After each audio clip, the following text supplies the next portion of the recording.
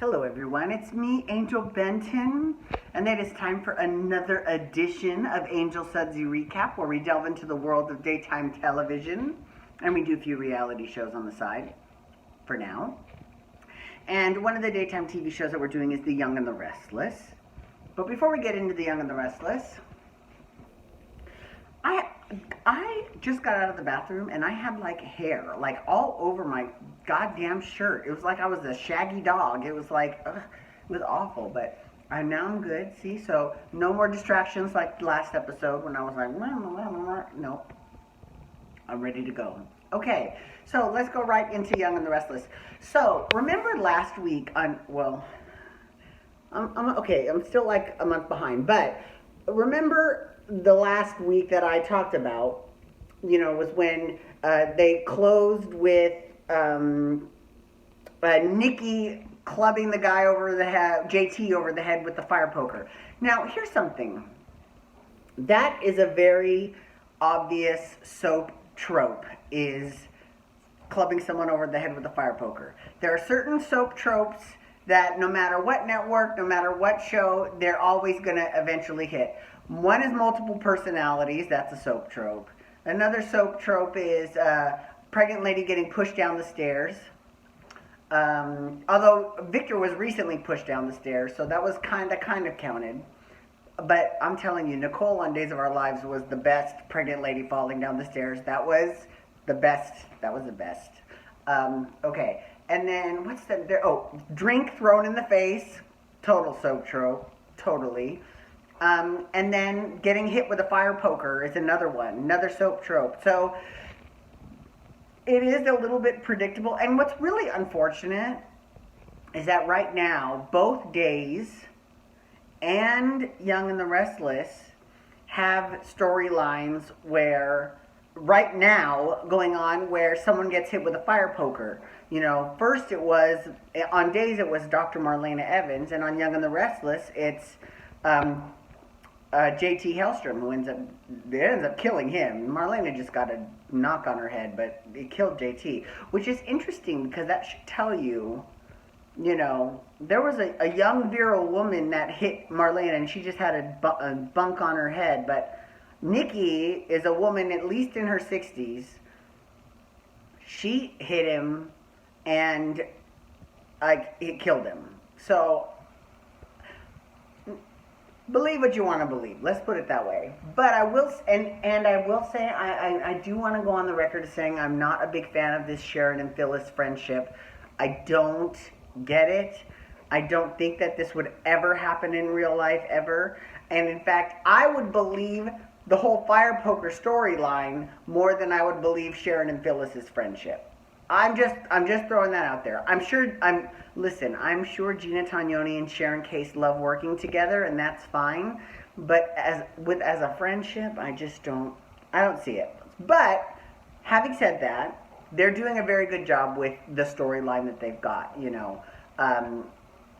This whole four the craft, the four witches of Genoa City.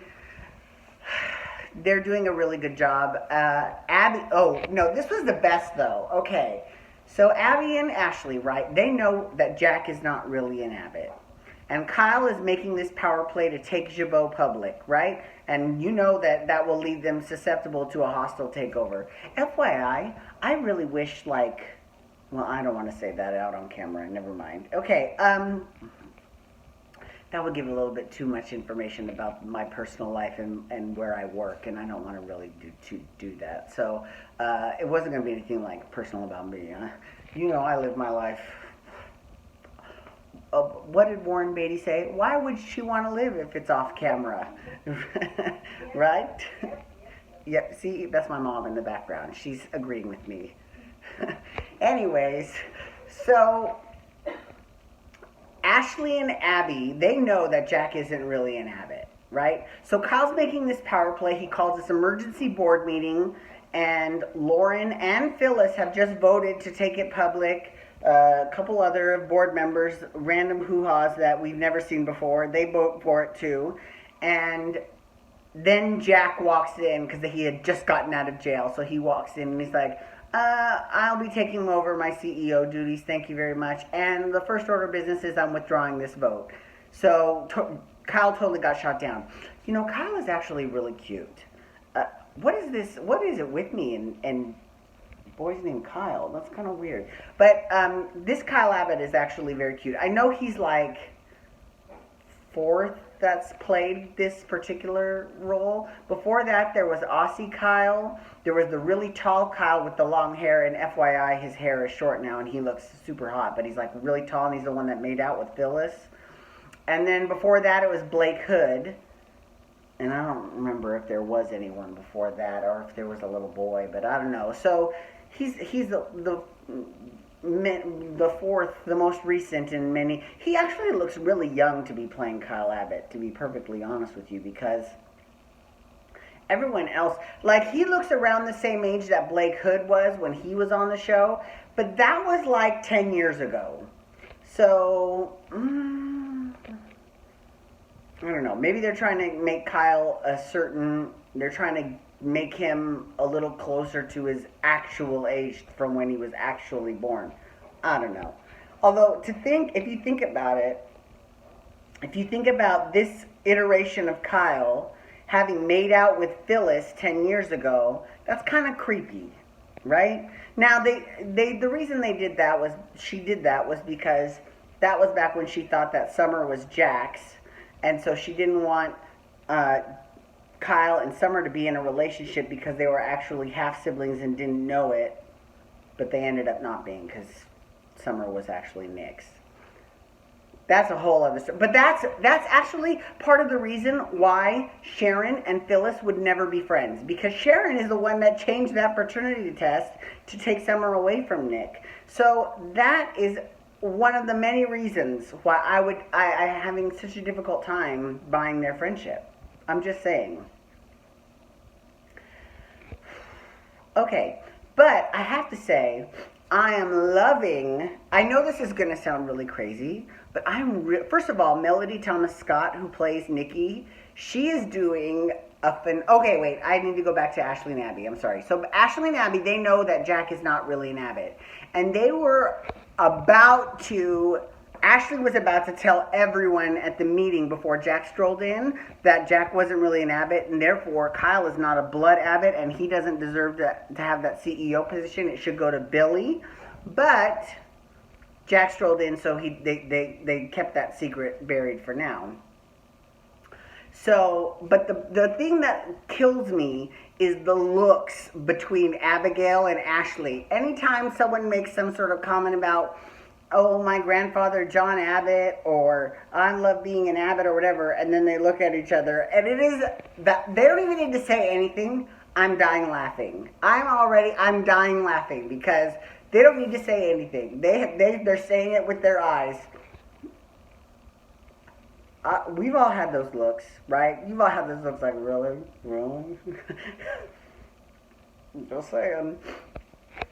Okay, so Melody Thomas Scott. Let's talk about her. I had to finish out that Ashley Abby story. Sorry. So Melody Thomas Scott is doing a great job as Nikki because she's portraying lots of different fronts right now. Like, she's talking about, she's kind of staking her claim with Victor, but she's also letting him have his mistress, Helen, and then, because she's got her boyfriend, Arturo.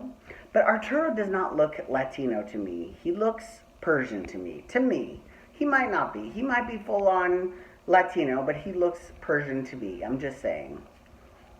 And he's not a bad-looking Persian either. He's really, really cute. He's cute. Okay.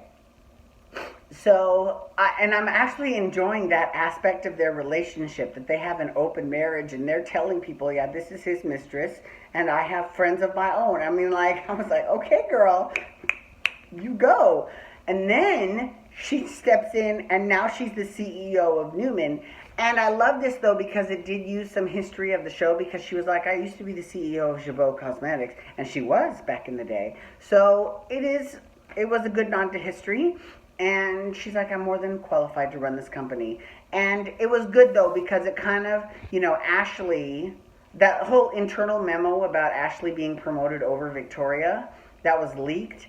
And now, people are wondering what's going on, and Victoria still wants to take over for her father, and Ashley now thinks she should take over for her because that memo was leaked and made public.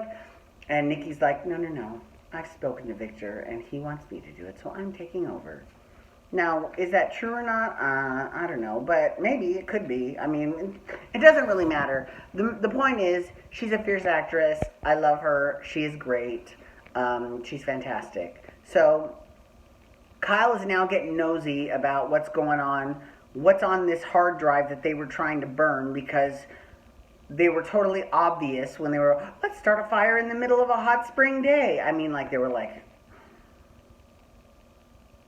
So, of course, Kyle goes looking, and then he finds this, what is it? It's like those cards that you put in your cell phone, but it's got a memory card. Thank you. Thanks, Mom. Yes, a memory card. Yes, a memory card from your phone.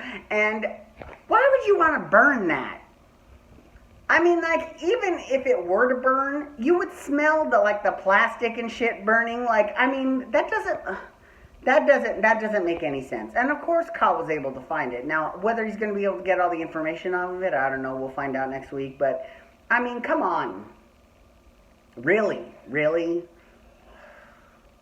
Anyways, thank you so much for logging on today. I do appreciate it. Please feel free to follow me on Twitter, Instagram, and Snapchat at Angel Benton. You can hashtag YR to talk Young and the Restless, or you can also hashtag GH to talk General Hospital, because I'm doing that next. And you can hit that subscribe button on my YouTube channel to get my YouTube videos sent to your email inbox every single day. And while you're there, you can look around for my Showtime. Showtime with Angel Benton! No, it's Story Time with Angel Benton, where I tell stories of my life, not having anything to do with television. And my next episode, I'm going to be telling the story of when I went to work at Tokyo Disneyland, and I'm going to be telling that story in Japanese. So, mata ato de ne, that's Japanese for until later. Peace out. Wubba wubba wubba.